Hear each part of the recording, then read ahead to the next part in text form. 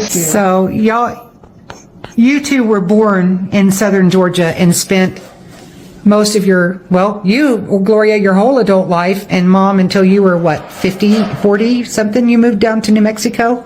Yeah, I lived in Brunswick and Jacksonville, and folks, all my people was there. So your growing up days, you didn't move away from the South until you were way into an adulthood. So both of y'all know that one of the big topics in the country right now is what's going on race-wise. There's a whole lot of stuff regarding race that people are talking about today, but I recognize y'all were born in the early and middle 1940s, and when you became teenagers in the 1950s, segregation was going on in the South, and racism coming to an end then. Okay, but racism was at its all-time high when y'all, other than slavery. But I want to get your memories of what you remember at that time, what it was like being a teenager, how that made y'all feel, and what you witnessed during these times. You want to go first? Oh, yes. We was always strictly whites in our school. And when I was coming up, everybody was white. Everybody was white.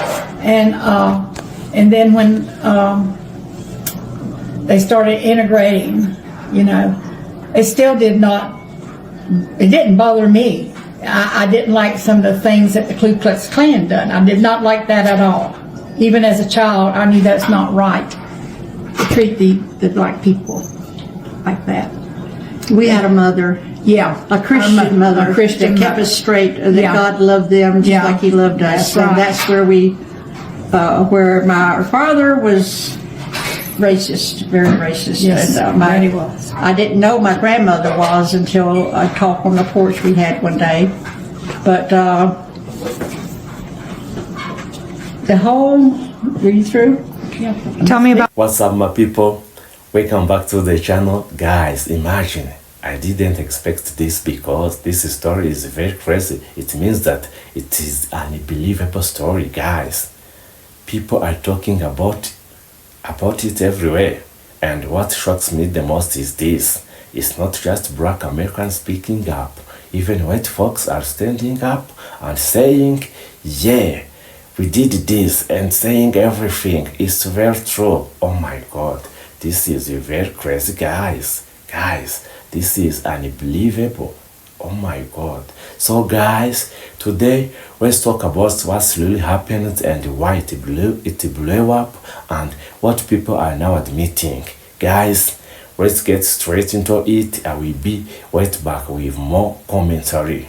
Go ahead. Tell me about what you saw your grandmother do.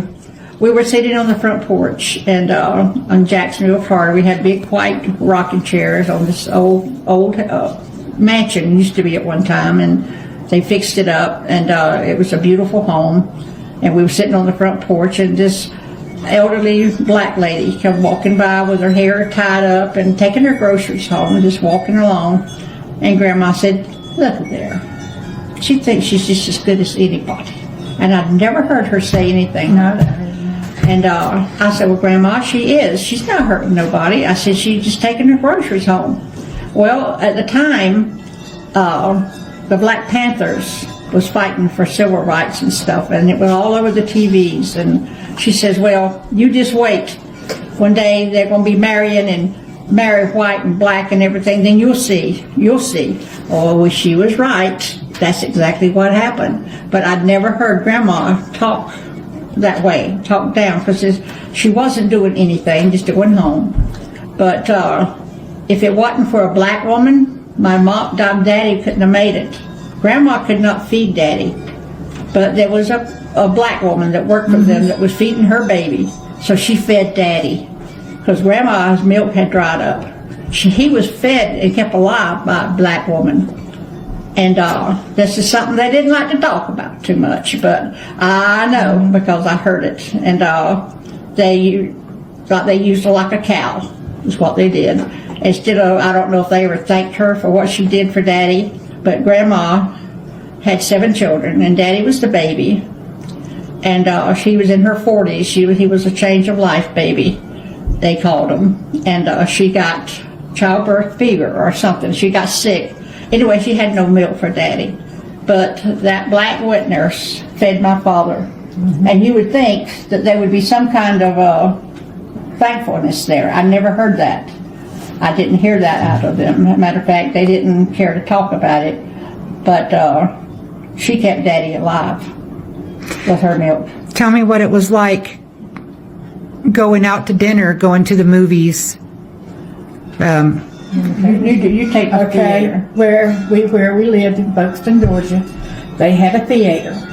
And I remember his name and everything. He was a very nice man. The blacks had to sit up in the top, and the whites sit in the bottom. And it never bothered me or anything. Didn't think about The it. only thing is one. It was just so common. Y'all really just didn't think anything. No, because they didn't come down, and they got what they wanted and go up, and and they had their own bathrooms and stuff, and it was just when the Ku Klux Klan came in one night. It was one Saturday night At the movie theater? No, Oh, just- they didn't go in. See, she's talking about something I don't know nothing about. Okay, they was all dressed in the hoods and stuff, and I never because saw they that. said something about they didn't want him to ever Kenny said, let the blacks start sitting down in the. The movie theater owner was going to do that, and Well, they had heard something about that anyway, and all the Ku Klux Klan. Anyway, Irma, I think, then went shot to the roller rink that night, and so I wanted, and Mom said, well, I'd rather she not go up there tonight if there's going to be any trouble. And Daddy said, oh, there won't be no trouble. He said, I'll be up there with her. And we got there, there was Ku Klux Klans everywhere. And he said, I'll make sure she ain't gonna get hurt or nothing. Anyway, people come in and they started hollering at them or something. Anyway, the police come up there and made them leave. And we went in, watched the movie and everything.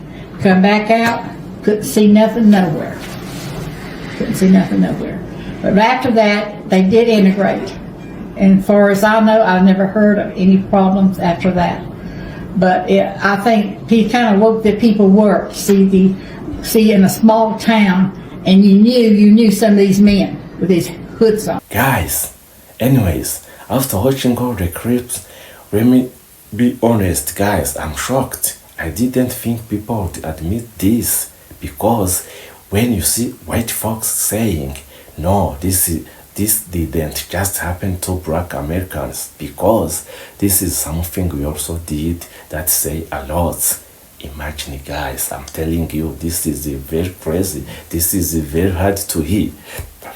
This is not something we hear every day. Exactly, that's what I'm talking before.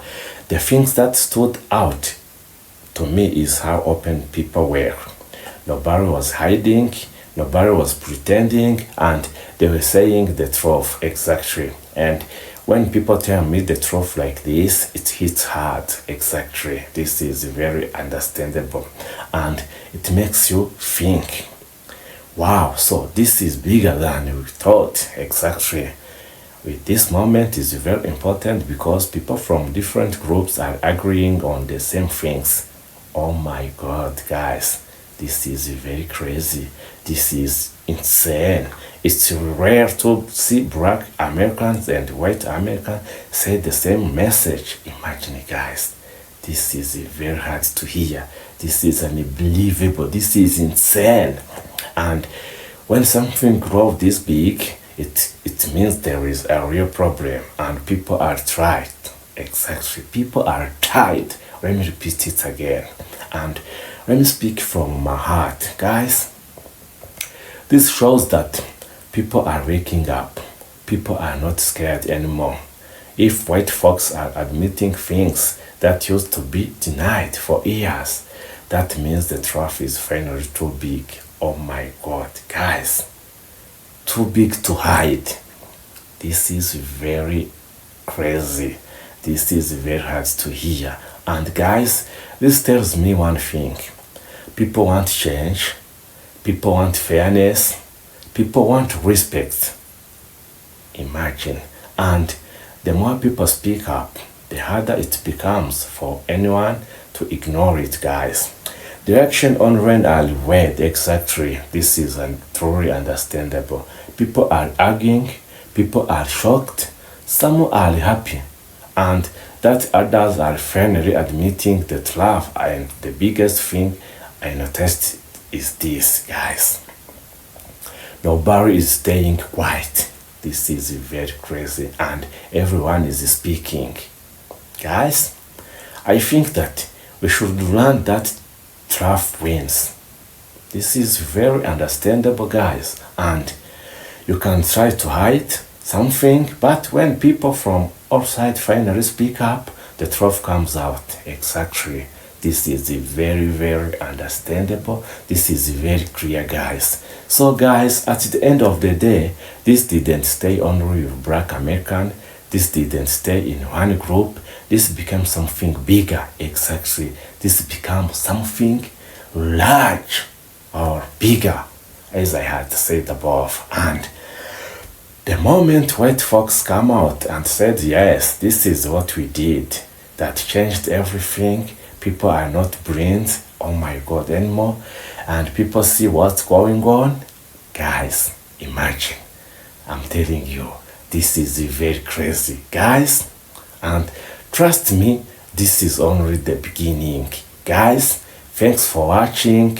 See you in the next video. Bye.